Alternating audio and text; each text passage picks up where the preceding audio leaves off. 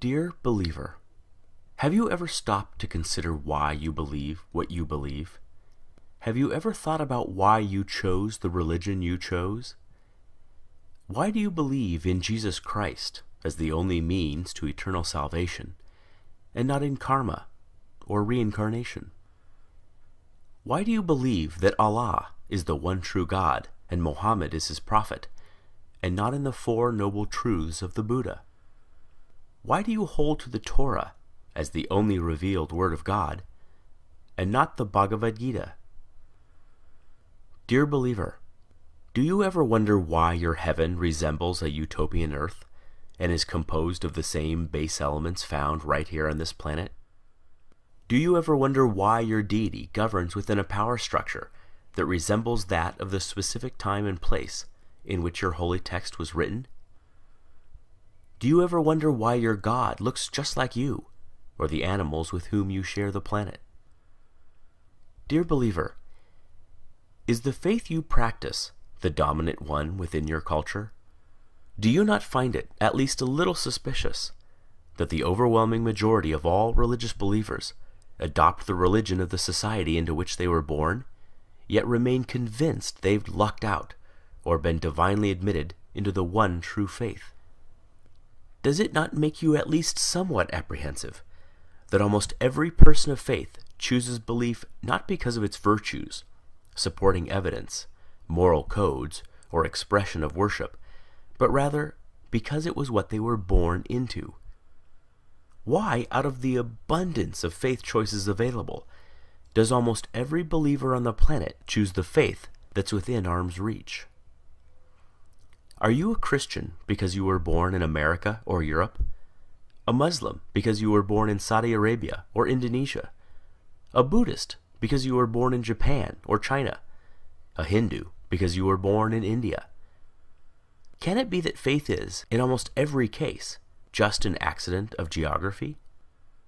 Do you sincerely believe that had you been born in another country, you'd undoubtedly still be practicing the same faith you now embrace? Dear believer, is the faith you practice that of your parents and their parents before them? Is it the first to which you were exposed? Did you know that nearly all religious devotees end up believing what they were taught to believe by their parents?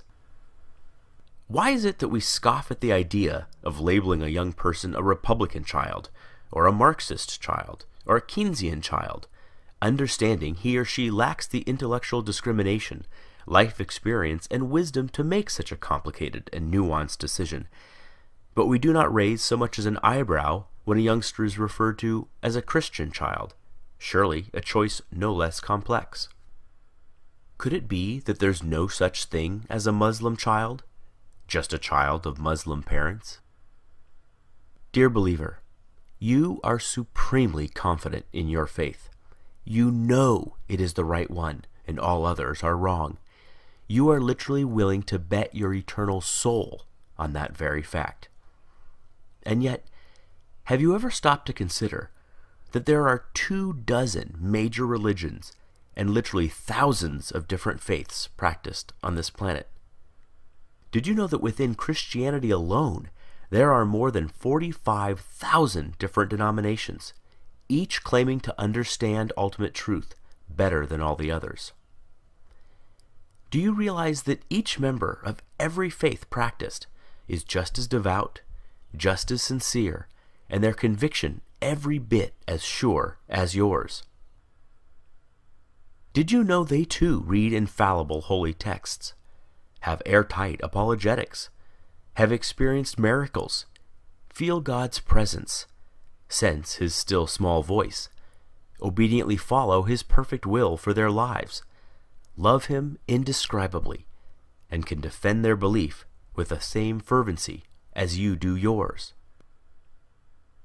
And yet, since every religion is mutually exclusive and contradicts the others in matters both large and small, they cannot all be right. Right? You just know, your faith is the exception. And yet, if every member of every faith feels just as you do, what are the odds you're right?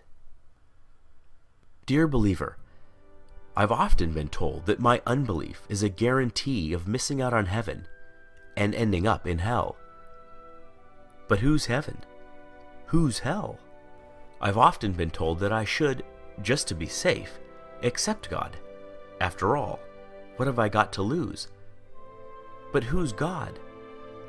Given so many options, aren't I more likely to choose incorrectly? Might not I be better off wagering on no God rather than on the wrong God?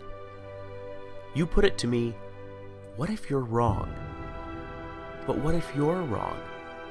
What if, rather than Jehovah, Allah is the one true God, or Shiva, or Wu-Tan, or some god on the other side of the planet you've never even heard of yet? The truth is, you already know what it's like to be an atheist in regards to every other faith but your own. It's clear to you that adherents to other faiths are mistaken, deluded, or deceived, but they think the same of you. The way you view them is exactly the way they view you. Every devout Hindu has embraced his faith for the exact same reasons you have embraced yours. Yet you do not find his reasons compelling, nor do you lose sleep at night, fearing that if you die, you'll wake up in his hell. Given this, is it so hard to see why some of us just take our atheism one God further?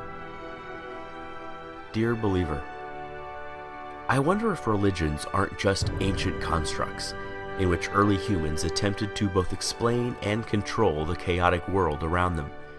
Though irrational in content, their emergence certainly isn't.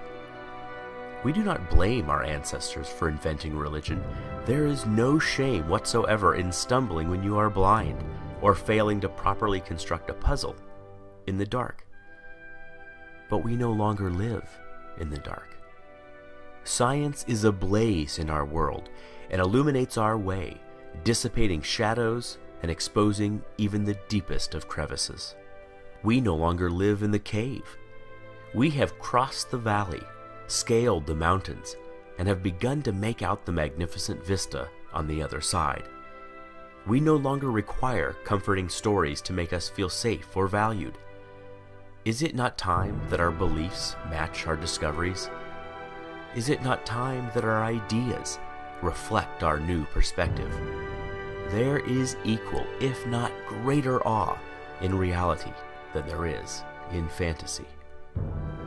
Perhaps it is time to stop telling ourselves that we are the reason the universe was made, that our culture is somehow better than other cultures, that our tribe was chosen over all other tribes.